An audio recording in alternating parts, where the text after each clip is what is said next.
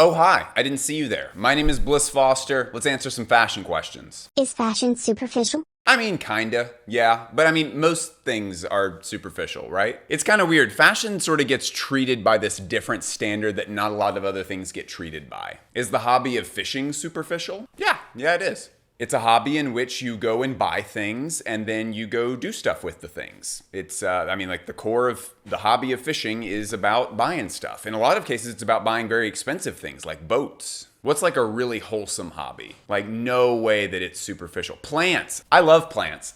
Plant people very much fancy their hobby as not being superficial, but it is. It's about buying and selling plants. Boom! Torched! No one is safe. I mean, look, ultimately, anyone who is really into fashion knows that this is not just about, I guess it is for some people, but hopefully for you all, anyone who's watching this video, hopefully it's not. Fashion is not just about like being like, check it out, this like shirt costs like $1,000. Bet you've never seen a shirt like this before. I mean, if you've ever had the pleasure of finding another Johns enthusiast in public, the stuff that comes up usually isn't about like, hell yeah, my shoes were $900. How much were your shoes? Oh, $800? Looks like I win. Ultimately, fashion is about as superficial as you want to make it. And I try to engage with fashion in a cultural storytelling type of way. And I don't find that to be very superficial. Is it possible/healthy to express oneself via fashion when the medium relies on judgment? Not to get too Devil Wears Prada on everybody, but people are making judgment calls about you based on your clothes no matter how you dress. Whether you're into fashion or not, that is just kind of happening. And I think you pointed out a really good part of this because you specifically used the word healthy. Is it healthy to express oneself in fashion when it relies on judgment? And I think a lot of what that has to do is you just kind of have to do this thing for yourself. Ultimately, you don't have a lot of control over what people think about you. And while dressing a certain way can have some effect on that, you don't really have a lot of control over how other people are perceiving you. And I guess I'm somewhat of an expert about that because I am actively being perceived by thousands of people at this very moment. And the crazy thing about like running a YouTube channel where I'm giving thoughts and feelings and appearing, my face is on camera every week, is that I'm privy to a lot of opinions that people have about me that maybe they wouldn't say if they were just in a room with me. There's lots of cool cats out there with like anime girls as their profile pictures being like, this guy is mega annoying. And I'm just sat here like, wow, thanks, big ol' kneecaps 15. And yeah, there was like a period like in the first 3 months of me running a YouTube channel where I was like, oh no, does that guy think I'm annoying? And then just after a while, I was like, I sort of don't give a shit. I don't have space in my life to think about stuff like that. And to be frank, you don't either. You don't have to really worry what other people think about you. If you like clothes, use clothes to express yourself and just worry about how you feel about the way that you're dressed. That's kind of all there is to it. Why does couture and big fashion shows barely include male models? Because we're ugly. I think this just plays back. Ooh, I spit. Like a lot right there. I think this just plays back to the same thing that it's always been with men and women where it's like, oh, well, women are about like looking fanciful and beautiful and stuff, and men are more about like practical things. But it hasn't always been like that. I mean, if you go far enough back in time, the idea that like men only want to dress practically, that's not something that's like built into men's brains or something that's like part of our DNA. There have been lots of examples throughout history of men who, when given the chance, were just kind of like, no, we ball. I have a feeling that the current state of like the way that men think about clothes, I have a feeling that was born after World War I or World War II, like one of the big like practicality overhauls of the zeitgeist. I think that it's slowly shifting over. Menswear has kind of had the sauce in the last few years where we're kind of the ones that are like really innovating and pushing things forward. So hopefully it won't just be something where it's just kind of like, oh, here's a couture show and here are just like men wearing some of the gowns. What I would really personally like to see is sort of men kind of find their own way of doing fantasies on a runway. Great question. Is it possible for a runway to give a moral to someone who isn't in the fashion sphere? I don't think so. There's no way to say for sure that people are or are not picking up on it, but I feel like the people who are in the fashion sphere are the ones who are kind of digging into it and, like watching this channel or reading BOF and kind of understanding some of the social commentary stuff. But I do feel like you have to be pretty deep in it to get that. Like there is stuff like the Balenciaga trash bag or like those torn up sneakers or whatever. it seems like the torn up sneakers is actually a really good example because the vast majority of people didn't understand that it was a joke. I think that for the most part, this is a little bit too subtle of a medium of art for most people to really be catching the message if they're not already invested in the thing itself. And that's okay. Not everybody has to be invested in this stuff.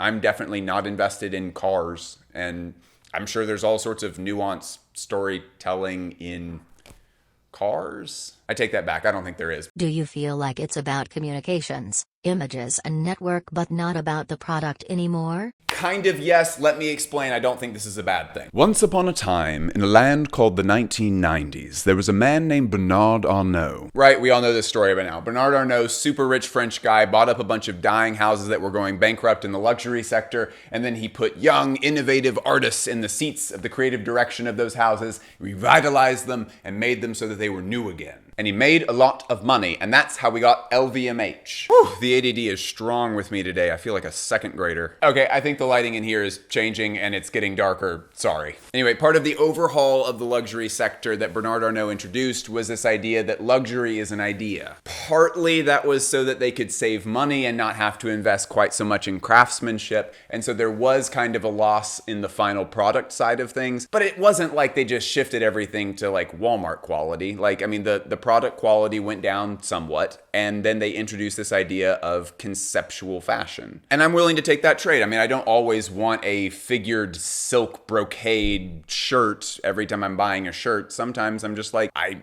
think I would rather have a t-shirt with an interesting pattern cut that tells an interesting story. There's interesting stuff and there's not interesting stuff. I don't think that we're in like some kind of like doomed age right now. Hello, I am a beginner at fashion stuff. Any advice on how to actually progress in the beginner mode? Okay.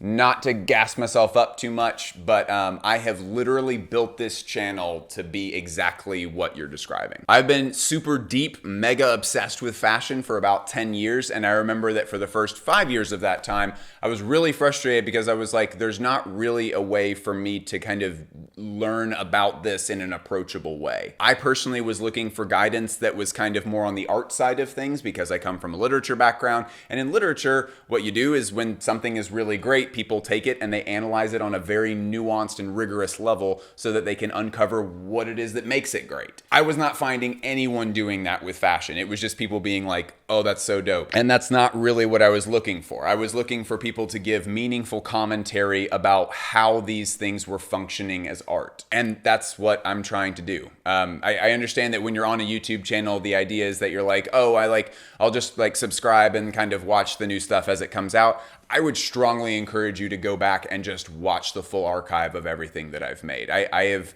very purposefully set out to make it where every single episode has a high level of informational content. Even the stuff that you're not immediately interested in. If you see a brand or, a topic that you're not particularly interested in, I would strongly encourage you to hold my feet to the fire. Like, tell me if it wasn't useful for you, but I would wager that it is. I work really hard to not make fluff content. I am trying to become the source for everyone from beginners to experts to come and learn about fashion. I'm not all the way there yet, but that's always the goal. Is 2001 Voss McQueen's best runway? Yes. Where would you describe Rick Owens as currently in his career? That is a really great question. Rick was able to come in, and initially it was being described as this kind of dilapidated Hollywood glamour. I mean, when he started out, there were lots of colors. They were very kind of muted, earthy colors, but there was a lot of color. It was mostly a focus on women's wear, and then at some point around the middle of his career, he shifted to this very heavy all black look. That was when he started introducing things into the men's market and really started kind of getting a stronger hold on the men's side of things. Then around the time that he did the Larry runway show, he shifted back to colors. And this time they were not muted, earthy colors, they were bright colors. And especially if you're a designer who's doing all black stuff, switching to color is a really risky proposition. You risk losing your whole customer base. But guess what? He didn't. He actually increased his customer base as far as I can tell. I mean, Rick Owens is 59 when this video is going to come out. That is the time of most designers' lives when they are looking forward to just not doing anything anymore. But Rick seems to be in this just constant state of wanting to reinvent himself and truly make stuff that makes him proud of what he's made. That's the long answer. I guess the simple answer to your question would be we're in the most colorful period of Rick's career so far. I really like it. Rick is still doing an incredible job. Your entire following loves Margiela at this point, as do I, but I'm interested in what you think his flaws and or weaknesses were. That is a great question. I could take that approach that like real stans do of being like, well, even in the place where he was weak, it was just so wonderful that like only someone this great could produce weaknesses so wonderful.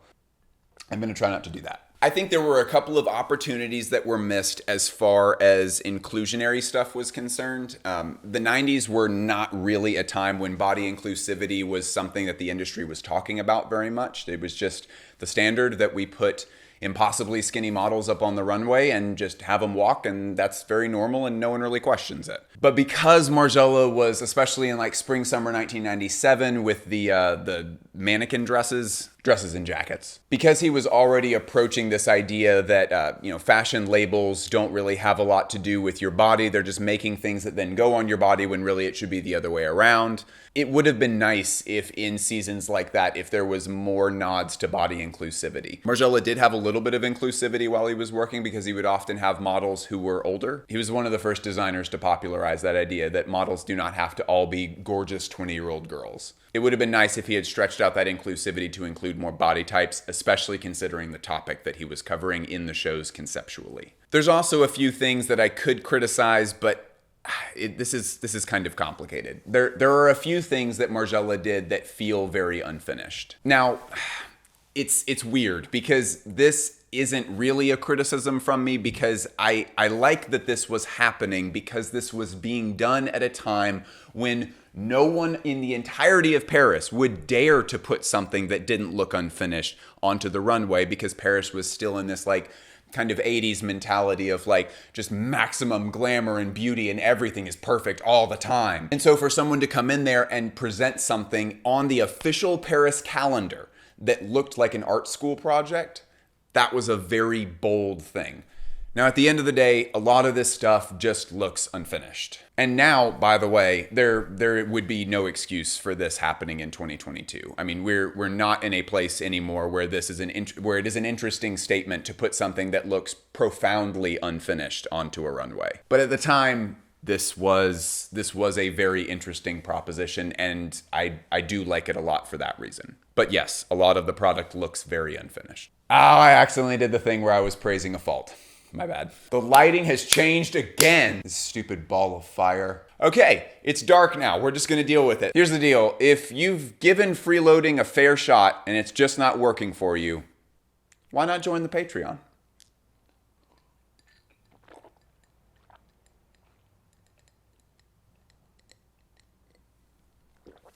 That was so much water all at once. Please join my Patreon.